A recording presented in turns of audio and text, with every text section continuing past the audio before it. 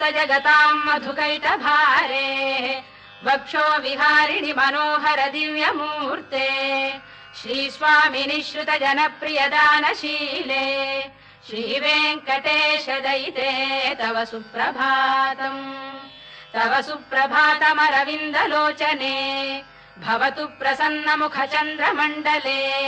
विधिशङ्करेन्द्रवनिताभिरर्चिते वृषशैलनाथ दयिते दयानिधे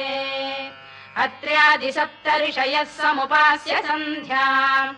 आकाश सिन्धु कमलानि मनोहराणि आदाय पादयुगमर्चयितुम् प्रपन्नाः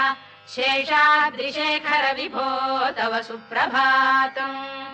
पञ्चाननाब्ज भव षण्मुख वासवाद्याः त्रैविक्रमादिचरितम् विबुधास्तुवन्ति भाषापतिः पठति वासर शुद्धिमा